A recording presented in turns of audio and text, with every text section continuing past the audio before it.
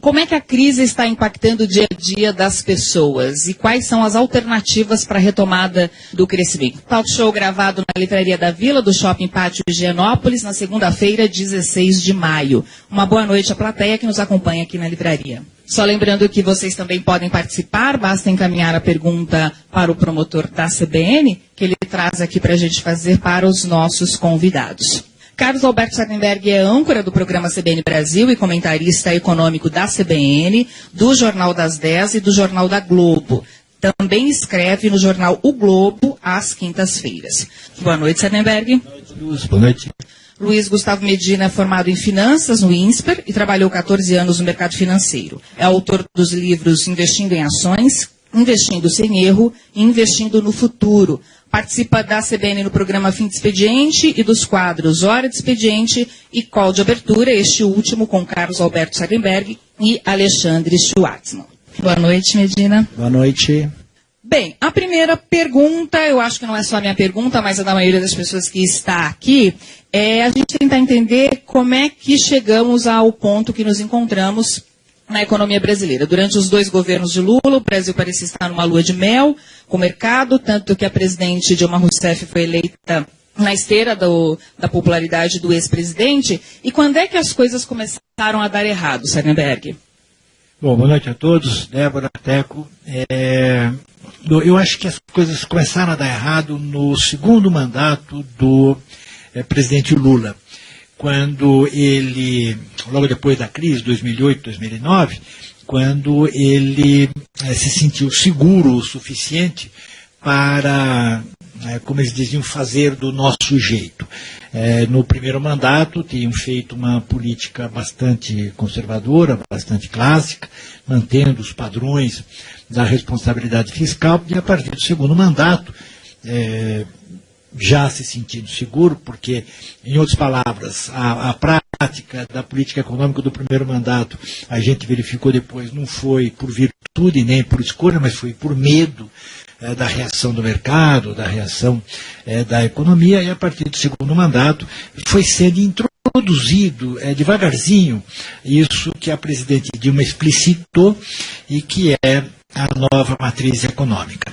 Então, não é assim por acaso, não é que o Brasil chegou à situação que ele está por acaso, mas foi um erro, um desastre construído, e com base numa ideologia, que é essa ideologia da nova matriz econômica, que se baseia no seguinte: o governo deve aumentar os seus gastos, o governo aumenta os seus gastos, os bancos públicos devem financiar amplamente setores escolhidos pelo governo, o governo vai por si, o governo escolhe os setores que serão beneficiados por crédito subsidiado e por investimentos públicos, e o resto vem sozinho. Quer dizer, o governo estimula o consumo e o resto acontece naturalmente. Vem investimento, vem etc. Tal. Isso funciona num determinado momento, quando tem espaço para aumentar o crédito e quando as famílias ainda têm condições de tomar crédito. Isso no Brasil especialmente, era uma coisa possível, porque, dado o longo período de instabilidade econômica, as famílias no Brasil eram um pouco endividadas, e o crédito no Brasil era um crédito muito baixo. Quando nós entramos nesse ano, nos anos 2000, o crédito era coisa como 20% do PIB, que é muito, muito baixo. Com a estabilização, com a reforma da legislação do crédito, com a reforma da legislação do crédito imobiliário, aconteceu que o crédito voltou ao Brasil. Então, as famílias voltaram a tomar crédito, e o crédito triplicou num período muito curto de tempo. Só que isso tem um efeito limitado. Você sai de 20% para 60% do PIB, você não pode esperar que nos anos seguintes você vai a 120% do PIB. Então, um modelo ele se esgota, e qual foi o erro? Foi de insistir num modelo que estava claramente, não podia dar certo. E aí, nesse caso, tornando válida mais uma vez a lei de Mário Henrique Simonsen, que eu dizia, Mário Henrique Simonsen, um economista talvez um dos maiores economistas, um dos maiores certamente, talvez o maior, e ele brincava muito, né, com as políticas latino-americanas. Ele dizia que um clássico da América Latina era: uma experiência que dá errado várias vezes deve ser repetida até dar certo. Quer dizer, uma coisa que acontecia com frequência e tal, e aparentemente aconteceu de novo aqui no Brasil. Então nós tivemos esse lado, e o outro lado é o uso abusivo das estatais. É jogar as estatais para fazer investimentos, gastarem em tudo que é lado. Você pegou a Petrobras, por exemplo, a companhia de petróleo. Jogamos a Petrobras em gasoduto, posto de gasolina, álcool, etanol, energia renovável. A Petrobras se meteu em tudo. E a ideia era essa, quer dizer, as estatais, joga as estatais para investir. E Eletrobras, etc. E aí se acrescenta uma gestão mal feita, quer dizer, uma incompetência administrativa, e dá nesse desastre. Quer dizer, então não foi por acaso, foi uma doutrina, um pensamento econômico, acompanhado de má gestão, de uma incapacidade administrativa muito grande, e você vê que nem estou falando de corrupção, porque quando você olha o conjunto da obra, acredite, a corrupção é o menor problema. Quer dizer, a Petrobras ela afundou mais por um problema de gestão do que por um problema de corrupção. Você concorda, Teco? Mas qual foi o real impacto da crise econômica internacional? Eu concordo, e é mais ou menos isso, né? O governo incentivando o tempo todo o consumo, achando que tudo se acertava em decorrência disso. Acho que o grande mistério disso, né, Sardenberg, é por que eles mudaram o que estava dando certo, né? A gente vai morrer sem entender, óbvio que tem uma ideologia muito forte ali no meio, óbvio que tem essa necessidade de o Estado prover tudo, todas as soluções e comandar toda a economia, mas era uma coisa que a gente estava no caminho certo, a gente discutia a velocidade ou não, mas assim, é uma pena o que aconteceu.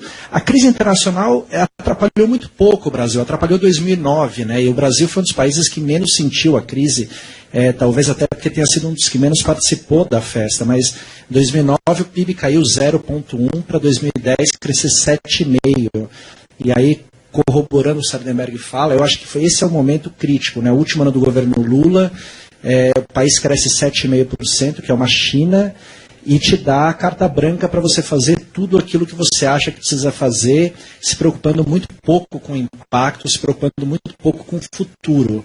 E acho que aí o Brasil começou a se perder de verdade, porque são milhares são centenas de normas e coisas foram impostas, sempre com a interferência do Estado, sempre mudando o que vinha dando certo, sempre querendo ele ditar os rumos da economia. E continuam achando isso até hoje, né? Se a gente tivesse mais 5 anos desse governo, a gente estaria mais 5 anos caminhando nessa mesma direção, mesmo dando errado há pelo menos 3, 4 anos já. E tem duas coisas a mais nisso, né, Teco? Que é também parte desse pensamento econômico, o governo controla os preços estratégicos da economia, que é energia, por exemplo, o caso nosso aqui, e baixa o juro na marra. Né? E o juro tem que baixar de qualquer jeito, na marra e tal. Que foi o que a presidente fez. Né? Controlou o preço da gasolina, o preço da energia elétrica, forçou aquela queda dos juros para 7,25, quando a inflação não permitia isso, e o resultado foi que a inflação foi lá para cima e os preços represados acabaram voltando, que de novo, Marek Simons, né? Quer dizer, já fizemos isso 500 vezes. Você represa preço, você controla preço 1 ano, 2 anos, 3 anos, no 4º ano vem o tarifaço, né? O presidente em exercício Michel Temer tem uma série de desafios, talvez a economia seja o maior deles. Como recuperar a confiança do mercado e sair dessa paralisia em que o país se encontra? Débora, eu acho que hoje, pela urgência que a gente se encontra, a primeira coisa é o que ele tem falado. A gente precisa, de alguma maneira, equacionar esse problema fiscal que o Brasil tem. A gente está indo praticamente para o 4º ano com rombo nas contas, né? Isso não funciona em lugar nenhum, na minha vida, na sua, nas nossas casas, em nenhuma empresa. E a gente chegou num momento em que a gente vai terminar esse ano, por exemplo, com menos 120 bilhões. Né? Essa sinalização para os credores, para as pessoas, é muito simples, essa conta não fecha. Ou vai ter aumento de imposto, ou essa conta não vai ser paga. Então, acho que pelo caos que ficou a situação fiscal do país, é a primeira coisa que o governo vai ter que agir rápido. A gente já está, desde quando a Dilma foi reeleita, a gente já está com esse problema, ou seja, a gente está postergando a solução disso já faz 1 ano e meio. E tem uma coisa muito, muito curiosa em economia, né, que o governo anterior não percebeu, que é, quando você tem um problema que falta uma estrada no país, você não fazer essa estrada te deixa um déficit de uma estrada. Né, você continua com aquela estrada pendência. No problema fiscal, problema de inflação, cada ano que você não faz a coisa significa mais esforço lá na frente. E a gente está pagando por esse erro. Né? Esse problema fiscal do Brasil, ele era muito menor há 2 anos atrás do que ele é hoje. E ele vai ser muito maior daqui a 2 anos se ele não for resolvido hoje. Então, acho que esse governo, a primeira coisa que ele vai fazer é dar uma sinalização de que ele vai equacionar essa conta do país. Que as pessoas não precisam se preocupar que em algum momento o orçamento vai fechar. Precisa de medidas talvez impopulares, né, Sarenberg? Pois é, aí nós temos 2 ordens de medidas, né? Tem umas coisas assim de curto prazo que dá para fazer, que é de controlar despesas. Dá para indicar coisas nessa direção, né? Sempre, quando você está no governo, quando as pessoas estão no governo, você fala, não dá para cortar. Porque você olha que bom, tá... Tem hospital funcionando, escola, polícia, exército, então você fala, não tem onde cortar. Entende? Mas quando você participa do governo, você participa de verdade, você verifica que, em geral, no governo, acontece o seguinte, tem gente sobrando onde não precisa e falta onde precisa. Então, você vai no posto de saúde, falta médico, mas quanto mais você vai chegando em Brasília, sobra assessor. É batata, vai enchendo. Quer dizer, quanto mais o gabinete está chegando perto de Brasília, tem mais gente, mais assessor, mais motorista, mais secretário, mais não sei o que, blá, blá, blá, blá. Aí as pessoas dizem, não, mas você cortar isso aí é pouca coisa e tal. Não, mas o tamanho do aparelhamento que os governos do PT fizeram na máquina pública não é contratar funcionário com concurso, é contratar os cargos comissionados, funções gratificadas e tal. É uma coisa inacreditável que foi feito. Entende? Então, aí você pode fazer realmente um corte de despesas expressivo. E tem uma série de atividades meios que também podem ser feitas. Então, eu até estava falando do negócio do aumento de imposto, você fala, entre 10 economistas acham que não se sai disso sem aumento de imposto. Entende? Mas, por outro lado, a população está cheia de imposto, está farta disso.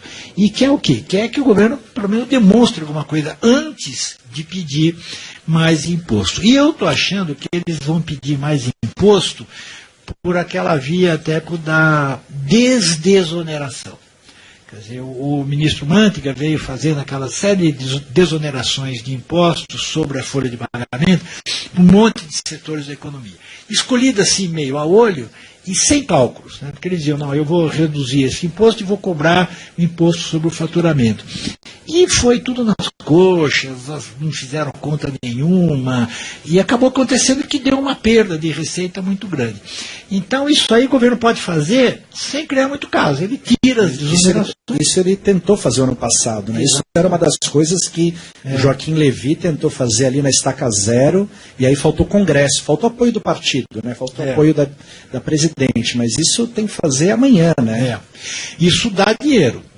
Você tira as desonerações, quer dizer, em outras palavras, a empresa pagava imposto sobre a folha, deixou de pagar, volta a pagar. Claro que há um aumento de carga tributária para aquelas empresas, né? Assim como foi um benefício para aquelas empresas em anos anteriores. Mas esse é o jeito mais fácil. A coisa mais fácil que tem, Por exemplo, você apresentar hoje uma proposta de CPMF no Congresso, não passa. Não vai passar. Né? E vai demorar. Mesmo que passe, vai demorar. Então, não dá. Então, a coisa mais fácil que eles têm que fazer é essa das desonerações. Né? E depois começar a mostrar austeridade, onde for possível. E a outra coisa que é essencial é retomar as concessões, concessão de obra pública, de aeroporto, ferrovia, rodovia e tal, que no caso do governo Dilma foi mal feito, quando fizeram foi mal feito, e depois atrasou um monte de coisa. Né? Só os 4 aeroportos que estão na lista, 3 anos que estão na lista de privatização. Né? Então, outra coisa que tem que fazer é destravar as concessões. Né? A Carolina Martinez encaminhou uma pergunta aqui para a gente. Ela pergunta se é possível que o novo governo encontre um buraco muito maior do que se espera, com surpresas, e se vai conseguir designar os responsáveis e salvar a economia. Né? Na verdade, o déficit primário já estima-se que é superior a 120 bilhões, né? Eu acho que periga eles encontrarem muitas surpresas, sim, né? Porque tem algumas caixas pretas, ali em especial Caixa Econômica, Banco do Brasil, que ninguém sabe exatamente o que pode ter lá dentro, tem sempre um mistério do BNDES, mas eu acho que a gente precisa passar isso a limpo também, né? É melhor você saber uma coisa horrorosa ao certo do que ficar imaginando que coisa horrorosa é essa que a gente tem sem saber. Então, acho que deve estar no radar deles que eles vão descobrir isso sim. Você sabe que depois do real, que o real não foi uma moeda, quer dizer, o real foi uma moeda e uma série de reformas. Entre essas reformas, um poderoso ajuste das contas públicas. E era interessante porque o ministro Malan criou 2 expressões. Uma era os esqueletos que estavam dentro do armário. Você ia lá no INSS, quando se olhava, aparecia lá um esqueleto de 100 bilhões. Aí ia na estatal, aparecia um esqueleto e tal. E aí, quando ele falava, a surpresa, esses esqueletos saíam das contas passadas. Então ele dizia, no Brasil, até o passado surpreende. Né? Você olha para trás e de repente aparece uma conta, aparece outra. Isso que o Teco falou é batata, gente. O que vai aparecer de conta, quer dizer, se a presidente pedalou, quer dizer, se ela escondeu uma dívida que era evidente que estava lá no Tesouro, entende? O que vai aparecer, o que tem de esqueleto na Eletrobras, além da Caixa, na Eletrobras, vai aparecer um monte de esqueleto que é dívida que foi feita e que está ali escondida em algum canto, e aí vai começar a aparecer esqueleto. A situação das contas públicas no Brasil é certamente muito pior do que nós sabemos até hoje, sem contar os estados. Né? Os estados, a gente está vendo alguns deles já de pires na mão, né? É uma situação que vai ser difícil de ser resolvida nessa questão dos estados, porque com a renegociação da dívida, mudar o método de cálculo, isso impacta a União. Mas, por outro lado, se não fizer essa mudança, os estados também não têm condição não têm sobrevida, né? Mas aí, Débora, aí eu acho que primeiro, eu acho que não vai mudar o cálculo, não tem como fazer isso, né? Não tem como atender a 3, 4 estados e gerar esse rombo em todos os outros. Agora, acho que faz parte dessas escolhas que o Brasil, infelizmente, vai ter que tomar. Na verdade, já deveria ter tomado, é melhor você tomar quando as coisas estão funcionando, mas como ninguém fez isso, a gente vai ter que tomar na marra, né? Quer dizer, os estados precisam se ajustar. Não adianta você, a cada 10 anos, rever a dívida dos estados, conceder algum benefício, para que eles continuem gastando muito mais do que arrecadam ou gastando mal, como eles gastam. Então, acho que essa é uma das escolhas aí que o Brasil vai ter que começar a fazer, que a gente vai ter que melhorar a gestão, vai ter que sanear os estados, sanear a União, para que os estados e o país caibam dentro do seu orçamento. Né? A gente tem hoje uma coisa que a gente conversa lá no call de abertura, o Brasil ele tem um orçamento sensacional, ele começa pelas despesas, ele define que ele vai gastar tanto aqui, tanto ali, tanto ali, tanto ali, e depois ele vai atrás das receitas. Se não der as receitas, tem um buraco, ninguém mexe nas despesas. E isso não funciona em lugar nenhum, né? Normalmente você imagina quanto você vai ganhar para ver como você vai gastar. E o Brasil não, o Brasil ele começa discutindo quanto ele vai gastar e depois corre atrás da receita, do dinheiro, né? Essa é uma coisa que eu acho que a gente vai precisar rever logo, e os estados estão inclusos nisso. Os estados controlam muito mal o seu orçamento. E agora não é todos os estados, precisa separar. Entende? Então, por exemplo, o governo do Rio de Janeiro, não está conseguindo pagar aposentado. O governo do Rio de Janeiro é má gestão. É má gestão. O governo do Rio de Janeiro nadou em dinheiro. Quando foi feita a primeira renegociação da dívida, inventaram um negócio, como o Rio de Janeiro tinha os royalties do petróleo, e que estava dando um caminhão de dinheiro, o Rio de Janeiro pôde pagar parte da sua dívida, quer dizer, dar como garantia de sua dívida, recebíveis dos royalties do petróleo lá para frente. Esse dinheiro não era para gastar, esse dinheiro era para fundar o Fundo de Previdência. Aí quando você olha, cadê o dinheiro? Não tem dinheiro no Fundo de Previdência, não tem dinheiro no Caixa do Tesouro, onde é que foi parar? Aí quando você olha, pessoal, contratação de gente e aumento de salário, pessoal, claramente isso. Então, e foi um desastre do Rio de Janeiro, e expresso numa cidade chamada Macaé. Macaé é o coração da exploração de petróleo ali no mar.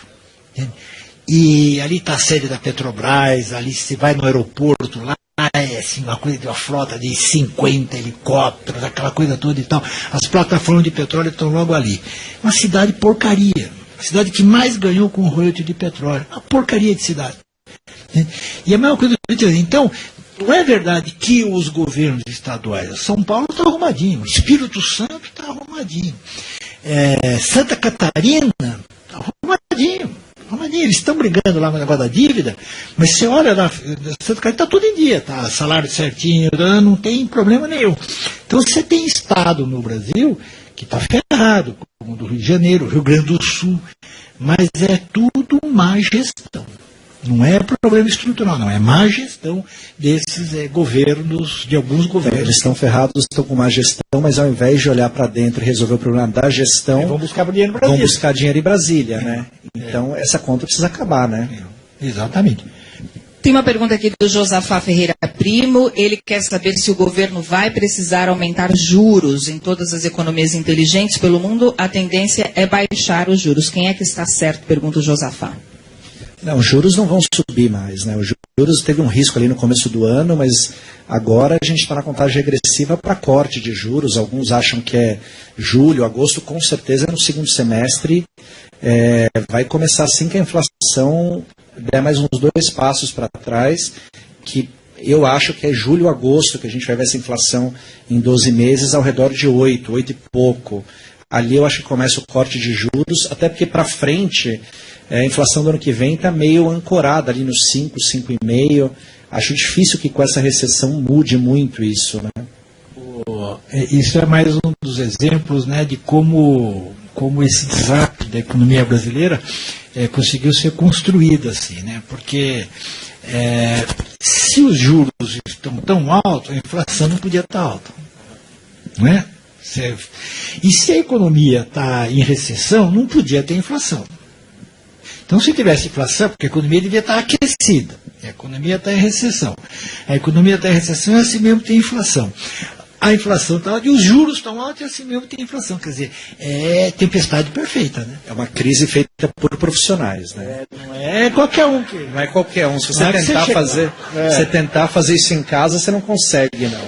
Você sabe que a gente teve um determinado momento que o governo começou a falar em teoria conspiratória, né? Que tinha ação internacional e tal, prejudicando o Brasil e tal. Aí nós ficamos imaginando o seguinte, né? Suponha que houvesse de fato uma teoria conspiratória, né? Que lá os americanos, a CIA, o FBI, falando o seguinte: vamos lá no Brasil, mandar uns caras lá para o Brasil para fazer um grande desastre na economia. Eles não conseguiam fazer isso. Não conseguiram. Com certeza não conseguiam fazer. Não era imaginável isso. Eu acho que muito livro-texto, Sardenberg, de economia das próximas gerações vão ser reescritos. Quando o cara chega na aula hoje e fala, não, quando você tem recessão, tal, o aluno levanta a mão, mas aqui não está assim, não. Isso O cara rasga o livro hoje. E você tem casos, né? Por exemplo, casos que já se tornaram internacionais. Por exemplo, o caso Petrobras é um caso nas universidades, nas escolas de economia. Quer dizer, como destruir valor. É o nome do curso. Como destruir valor. Como é que você pega uma empresa que vale 350 e consegue fazer ela valer 80 em 4 anos? Não é para amador, não. É coisa de profissional. Cenários para a economia brasileira, com Carlos Alberto Sardenberg e Luiz Gustavo Medina. Você acompanha agora o segundo bloco do talk show gravado com plateia na Livraria da Vila do Shopping Pátio Higienópolis, em São Paulo, em 16 de maio, na última segunda-feira, que faz parte das comemorações dos 25 anos da CBN. Tem mais uma pergunta aqui do Germano. Eu não consigo entender o sobrenome dele. Mas ele pergunta o seguinte: se a economia foi ditada pelo consumo, por que o país perdeu crédito mesmo tendo caixa? E qual o papel da alta taxa de endividamento americano com a formação do Banco dos BRICS? Perdeu a nota de crédito, será? Como é que o Brasil está numa situação de crédito ruim, tendo as reservas internacionais? Porque as reservas, na verdade, a gente funciona isso como um seguro, né? A gente não põe isso na conta, que esse dinheiro... Até uma coisa que talvez seja revisto daqui a pouco, alguém provavelmente vai sugerir que a gente diminua o valor de reservas, mas... Na verdade, o problema não passa pelas reservas. As reservas é um seguro que a gente tem contra uma eventual crise lá fora que traga problema para o câmbio. Quando você tem muitas reservas, você dá uma tranquilidade de que o câmbio não vai precisar... Não sei se você vai lembrar, naquela década de 90, qualquer problema que lá fora, o dólar subia, explodia. Né? As reservas são para isso, para te dar uma tranquilidade de que você tem um seguro aqui em casa. Para impedir uma fuga de capitais. Impedir uma fuga de capitais, exatamente. Ali aconteceu, a última grande foi ali em 99, né? Que aconteceu uma para valer aqui. Agora, o problema do consumo é que a gente só olhou para isso, né? E se você não dá uma sinalização para todo mundo de que a coisa vai dar certo, quando você incentiva todo mundo a consumir, o que você colhe lá na frente é a inflação.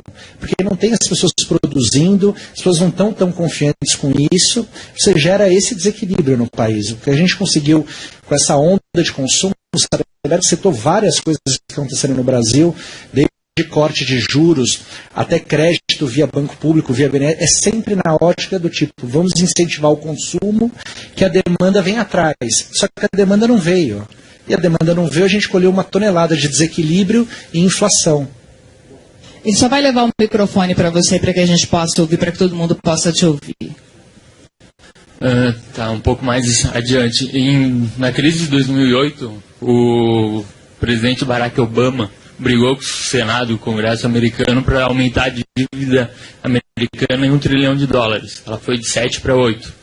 Hoje a gente está com uma dívida americana em 17. Então, foi uma briga para aumentar 1 trilhão e depois, de 2008 até agora, a gente só duplicou a quantidade de dólar no mercado. Em 2014, Brasil, Rússia, Índia e China fizeram um conglomerado para criar o Banco dos BRICS, criado em Fortaleza, para fazer oposição ao que os Estados Unidos tinham virado, na verdade, o grande agiota do mundo, porque ele não produzia mais nada, mas cobrava taxa em cima de todo mundo. De 2014 para cá, em 2015, a taxa Selic russa foi para 17%. Na sequência, a brasileira também subiu muito. Eu não consigo desmembrar mundo de Brasil. Eu queria que vocês... Mas deveria desmembrar. Poderia. Desculpa, mas não tem nada a ver. Não tem nada a ver. Primeiro, o Banco dos BRICS é uma iniciativa, e da verdade, é uma iniciativa da diplomacia chinesa. Vocês sabem que a China está crescendo no mundo, tornando-se uma potência econômica e condições de tornar-se uma potência política e diplomática em toda a parte. Então, o que ela tem feito? Ela tem procurado ampliar a sua zona de influência, não econômica, a sua zona de influência política e diplomática e militar. A frota russa, a frota chinesa começa a avançar pelo mar da China, pela Ásia. Então é um esforço, é um país país, é um governo que tem ambições imperiais. Então está aumentando a sua presença por toda parte, de todos os modos possíveis, com investimento, etc, etc. Essa ideia de criar um banco do terceiro mundo é uma ideia antiga, que vem lá para trás, quando tinha primeiro mundo, segundo mundo. O primeiro mundo era o capitalista, o segundo mundo era o socialista, o terceiro mundo era o pessoal que não ficava ali meio no muro. Então a ideia de criar um banco do terceiro mundo sempre foi uma ideia que correu aí pela América Latina, por parte da Ásia, etc. E agora, com a força da China, com os BRICS ali aparecendo em desenvolvimento, então a ideia é que vamos criar o nosso próprio banco, né? Agora, o banco é o seguinte: você precisa ter duas coisas, precisa ter dinheiro e credibilidade, né? Credibilidade, quer dizer, você tem dinheiro. Como é que funciona um banco? Como é que vai funcionar, se funcionaria o banco dos BRICS? Você levanta dinheiro no mundo inteiro para aplicar, você tem que captar recursos. E não pode ser recurso só do governo. Se for recurso só do governo, não adianta nada. Você tem que ter um banco que capte recursos no mundo todo. Certo? Por isso que fracassou o Banco dos BRICS. Certo? Porque não vai captar recursos e porque a Rússia, que parecia estava indo bem, não está mais. O Brasil, que era a estrelinha dos BRICS, também não está indo mais. Só sobrou a China. Né? E a China faz por conta dela, faz o seu próprio banco de desenvolvimento, etc. Aliás, está colocando um caminhão de dinheiro aqui no Brasil. Petrobras outro dia levantou 10 bilhões no banco chinês em troca de petróleo futuro. Então é isso aí. Agora, quanto aos Estados Unidos, entende? Tem uma política econômica perfeitamente conhecida, todo mundo sabe como é que é feita, é transparente, etc. É uma dívida elevada? Mas é porque tem confiança. Porque quando você vai comprar, quando o mundo vai comprar um título do Tesouro Americano, o mundo inteiro compra, os americanos vendem o Tesouro que é a 2%, 3%. Então não é verdade que os americanos estão cobrando taxa do mundo inteiro, eles estão cobrando 2%, 3%, a Alemanha cobra 1% e tal, estão até pagando barato para quem compra os títulos do Tesouro Americano. Então são coisas completamente diferentes. A política americana é uma que toca lá, claro que influencia o mundo pela força do dólar e tal, mas os erros cometidos aqui, os problemas que têm ocorrido na economia brasileira são nossos, não tem nada a ver com a ação do governo americano. Porque se fosse verdade, então todo mundo emergente tinha que estar na mesma situação que está o Brasil. Se fosse uma ação norte-americana contra o terceiro mundo, contra o mundo emergente, então todo mundo tinha que estar na draga. E não está. O México está crescendo, a Indonésia está crescendo, a Índia está crescendo. Por que só contra o Brasil? E a Selic aqui no Brasil, historicamente, você pode fazer essa conta, ela é sempre uns 5,5% a mais do que o IPCA está no Brasil, do que o IPCA corrente. Porque nos Estados Unidos é inflação mais 2, aqui inflação mais 5, mais ou menos. Então o problema da Selic foi que a inflação subiu. A gente teve inflação no passado de 10,67. Por isso que a gente acha que a inflação, que os juros vão cair, porque o ano que vem vai ser menor. Então, na verdade, a inflação, a Selic deriva da inflação. Quanto maior a inflação, maior a Selic. Quanto menor, menor. Por isso a gente fez esse movimento e provavelmente que agora vai fazer o movimento inverso. Infelizmente, acho que o problema, nesse caso, foi só nosso mesmo. A gente tem uma pergunta do Fábio Serafim, ele quer saber quais são os impactos da crise nas empresas brasileiras. A gente tem um dos índices de desemprego mais altos dos últimos anos, e a partir de que momento que isso pode começar a se reverter? Enfim, se medidas forem tomadas de imediato, medidas de curto prazo, a gente começar a ver alguma retomada da economia, em que momento que isso vai se refletir no desemprego? Bom, acho que o problema no Brasil das empresas é o custo para elas, né? É tudo muito caro, né? Eles têm um problema de produtividade numa ponta e no problema na outra ponta de custo. O que esse governo deveria ter feito, né? Esses últimos governos, todos eles, acho que eles deveriam ter trabalhado numa direção de tornar as coisas melhores, mais baratas, a fim das empresas terem mais produtividade. E isso foi feito exatamente o contrário. Então, as empresas hoje sofrem com uma pressão de custo enorme, porque você tem inflação, você tem tudo subindo, elas sofrem com infraestrutura que é terrível para elas, sofrem com uma carga tributária que, além de alta, é terrível de se calcular, né? O Brasil é o país que precisa de mais tempo, hora de contador, para fechar os impostos pagos ali. A gente precisa começar a desmontar essa bomba. Precisa começar aos poucos a ir tornando as coisas melhores para todos os setores, né? Não escolher, quando você escolhe um setor que você vai favorecer, em alguma maneira você está prejudicando outros. Então eu acho que essa ideia, que eu acho que é errada, que vinha sendo errado, eu espero que esse governo comece a desmontar, que é olhar para a economia como um todo, tomar medidas que ajudem ou atrapalhem a todos e não a alguns setores, e em algum momento comece a trabalhar para as empresas conseguirem ser mais produtivas, via infraestrutura melhor, via mão de obra mais qualificada. Isso a gente chama a melhora do ambiente de negócios, né? O Banco Mundial tem uma pesquisa que é muito legal, a pesquisa, o estudo chama-se Fazendo Negócios.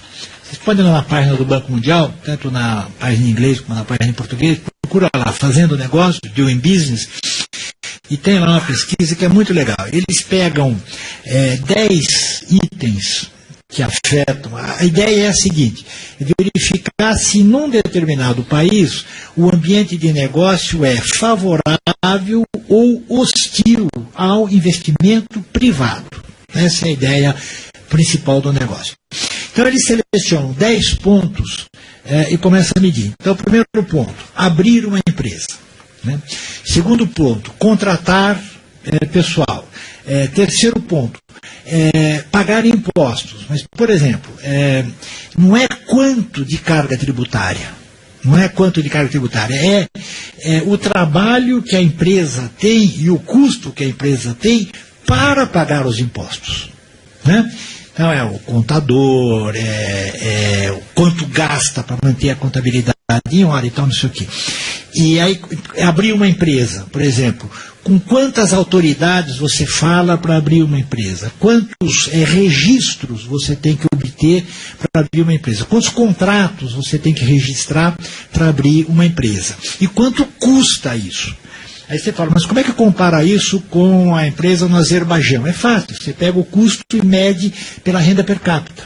Então, quanto custa em relação à renda per capita do país? E aí você mede claramente quando é um ambiente mais favorável ou menos favorável. E o Brasil tem um dos piores ambientes de negócios do mundo, né? A dificuldade, quer dizer, o custo de abrir, de fechar uma empresa, o custo de contratar funcionário e demitir funcionário, o custo de manter as obrigações tributárias em dia. Vocês imaginem, uma empresa que no Brasil você tem o ICMS, que é o imposto estadual, cada estado com uma legislação.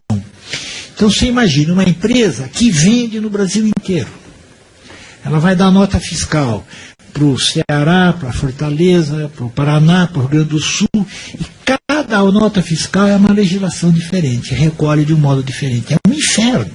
PIS e COFINS tem 1.800 páginas. O código de cobrança de impostos e tal. Então você tem as empresas têm uma legião de funcionários para manter a contabilidade em dia. E é uma coisa que é um custo fora do comum, né? E isso é algo que atrapalha a produtividade das empresas. Então você tem esses itens todos. Dá uma olhada lá, é muito legal esse estudo, porque ele mede o ambiente de negócio em dados, números e tal, procedimentos. Por exemplo, chega-se a discutir se você tem um problema para uma pendência num contrato, um contrato comercial, tem uma disputa, vai para a justiça. Quanto tempo leva para resolver esse contrato na justiça? E quanto custa isso? Entende? O Brasil dá 350 dias úteis, em média, para resolver uma pendência comercial na justiça. Entende? A média da América Latina é 100 e poucos dias e tal. Então, você vai vendo por diversos aspectos como essa burocracia, entende?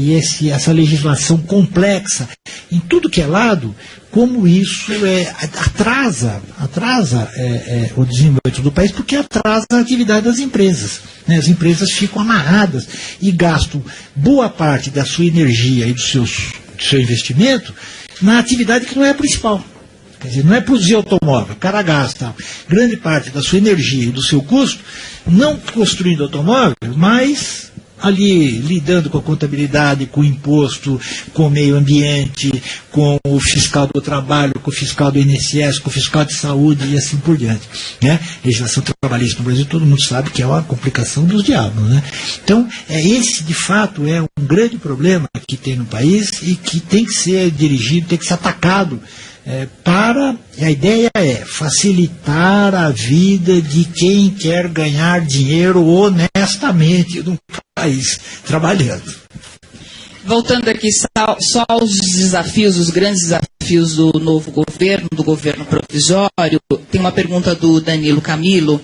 Ele quer saber se o novo governo vai tentar realizar as reformas, que são muitas necessárias, né? Previdência, trabalhista, tributária, política, e qual é a chance que isso dê certo? E qual é a reforma prioritária? Quais são as reformas prioritárias? Eu acho que ele vai voltar à agenda, né, Sardenberg? Eu acho que não tem muito jeito, ele vai ter que sinalizar que vai pôr essas reformas de novo na agenda e vai começar pela da Previdência. A da Previdência não tem como escapar dela, porque gera um rombo todo ano enorme, crescente, e porque ali dentro tem o que a gente chama de benefício, na verdade tem várias anomalias, né? O brasileiro, na média, se aposenta muito cedo, está faltando dinheiro, vai piorar, né? A gente daqui a 20 anos, a gente vai ter 3 vezes mais pessoas aposentadas do que tem hoje. Essa conta, ela já não fecha hoje. Alguém precisa, de alguma maneira, equacionar isso, não só pela Previdência, mas porque a gente tem um problema fiscal e não tem mais dinheiro. Então, eu acho que essa da Previdência, a gente vai ver rápido. E é uma coisa impressionante, né? Porque quem não faz a reforma da Previdência, por bem, faz por mal. Então, está aqui o exemplo que todo mundo acompanhou, a Grécia. Os aposentados na Grécia tiveram um corte de 30% no valor da sua aposentadoria. E vão ter mais. Por uma razão muito simples, acabou o dinheiro. Acabou, não tinha dinheiro. Quer dizer, você pagava, não tem para pagar, então vamos pagar 30% a menos para todo mundo. Né? E até no problema, na Grécia o problema era até maior do que no Brasil, né? Aposentadorias com 50 anos e benefícios sobretudo para o setor público e tal. Mas acabou o dinheiro. E não faz muito tempo aconteceu na Argentina. A Argentina, quando teve aquela grande crise, pagava os aposentados com papel. Chamava os patacones. Ticket, né? Ticket. Era um papel, vale 2.000 pesos. Quer dizer, em vez de se entregar o dinheiro, o cara ia lá no caixa e recebia um papel escrito vale 2.000 pesos. Aí você pegava esse dinheiro e ia no supermercado para fazer compra. Quanto que o supermercado te dava no papel? Dava 2.000 pesos? Nunca. Pegava o papel por 800 pesos, 700 pesos e tal. Aí criou um mercado paralelo de papel, então isso que chamava patacones. Né? Porque acabou o dinheiro. Entende? Então, se você bobeia com esses assuntos, entende? Chega uma hora, Rio de Janeiro, não tem dinheiro, não tem dinheiro em caixa. Outro dia até eles atrasaram o pagamento do judiciário, aí os juízes correram e mandaram confiscar, mandaram que a justiça fosse aos bancos e confiscasse o dinheiro do governo na quantidade necessária para pagar os funcionários do judiciário. O que aconteceu? Nada, foram no banco e não tinha dinheiro. Mas lá no banco confisca, não tem dinheiro. Então é a situação que pode chegar se você não faz a reforma para dar sustentabilidade. E a reforma que tem na Previdência é muito simples. As pessoas vão ter que trabalhar mais, todo mundo vai ter que trabalhar mais, se aposentar mais tarde e receber menos. É isso. Se for para todo mundo. Se quiser dar só uma parte, tá, mas se quiser manter o sistema atendendo todo mundo, o valor da aposentadoria do INSS vai cair, e você vai ter que trabalhar mais tempo para se aposentar. Isso é batata, é o que vai acontecer. Então vamos aumentar o imposto de todo mundo para pagar essa conta. Né? Então vai aumentar o imposto de todo mundo para pagar essa conta. Mas é isso que é batata. Vai ter que aumentar a contribuição e reduzir, trabalhar mais, contribuir mais e receber menos. Existem alguns analistas que dizem que a tendência do INSS é ir para o salário mínimo. Quer dizer, o que o governo, a aposentadoria pública garante é um salário mínimo. Depois disso, você vai ter que ir para os fundos de investimento privado. De certo modo, isso já está em andamento. Você pode ver, as pessoas que se aposentaram há 6, 7 anos com 10 salários mínimos, não recebem mais 10 salários mínimos. Estão recebendo 5, 6. Né?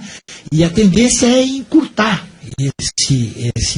essa relação, né? Até chegar a um ponto, porque já está no déficit, vai chegar a um ponto que vai ser assim, o governo garante o mínimo.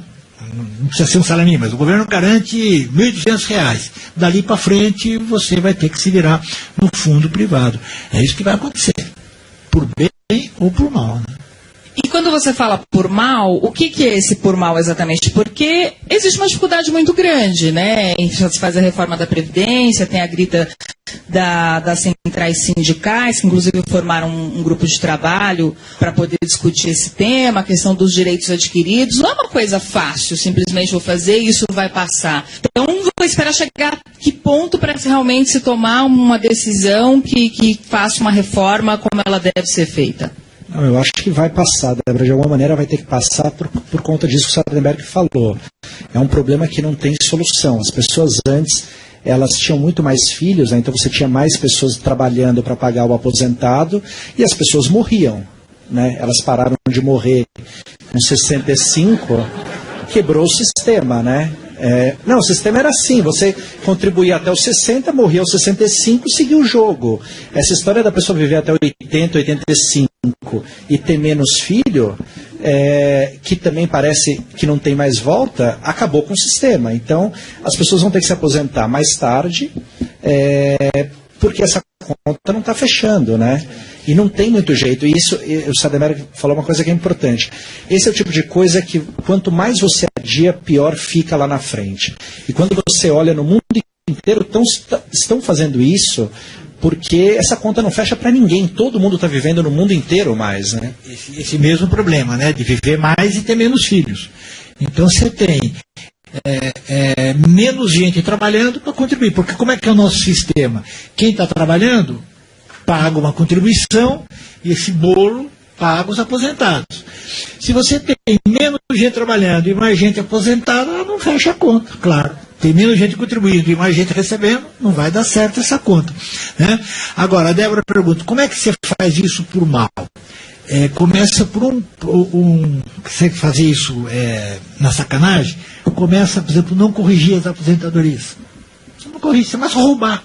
Tem uma inflação de 10, a aposentadoria não corrige. Então você passa uma inflação de 20, uma inflação de 30, ele não corrige. Então rouba por aí. Isso é um jeito de se valorizar. E o outro jeito é não pagar. Não pagar. Chega uma hora que você não tem dinheiro, você vai, vou pagar 30%, vou pagar 40%.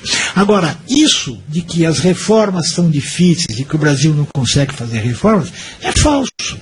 De 95 para cá, do real para cá, nós fizemos uma quantidade enorme de reformas. Reforma administrativa. A reforma da Previdência foi feita 2 vezes. Né? Foi feita uma na época do governo Fernando Henrique. A introdução do fator previdenciário é uma reforma previdenciária. O que é o fator previdenciário? Ele atrasa as aposentadorias. Ele substituiu a idade mínima.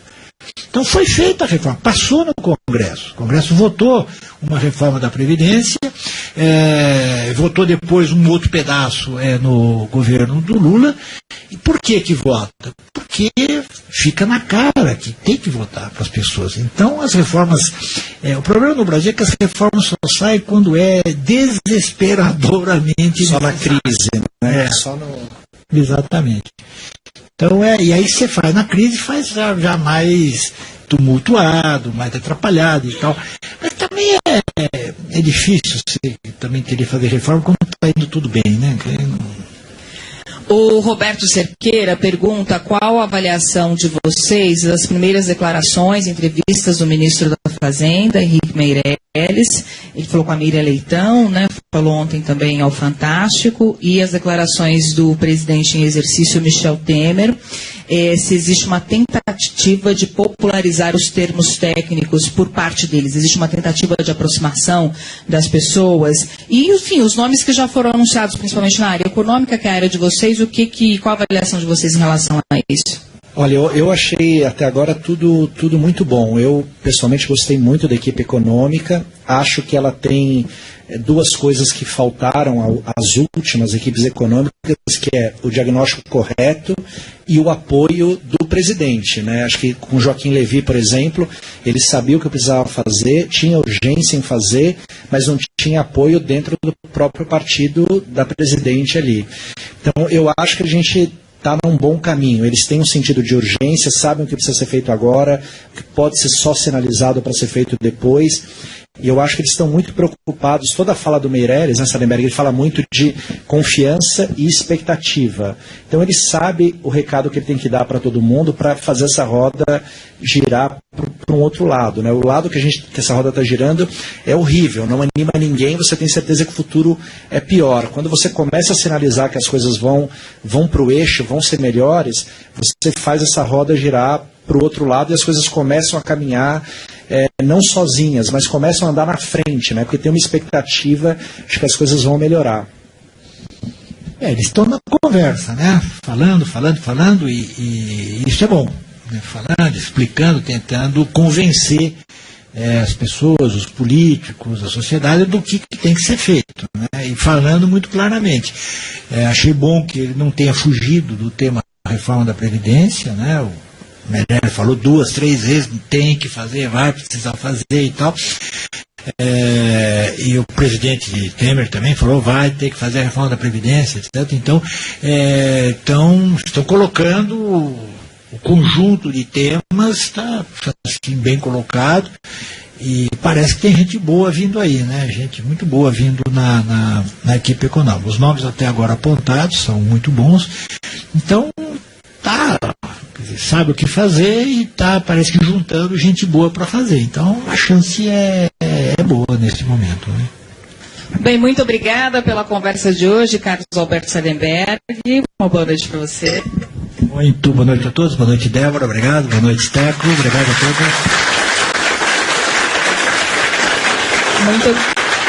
Muito obrigada também ao Luiz Gustavo Medina, uma boa noite para você. Boa noite, acabou já?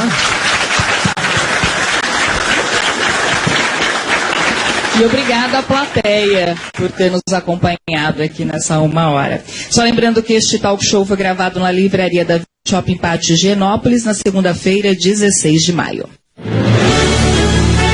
CBN 25 anos. Cenários para a economia brasileira. Com Carlos Alberto Sardenberg e Luiz Gustavo Medina.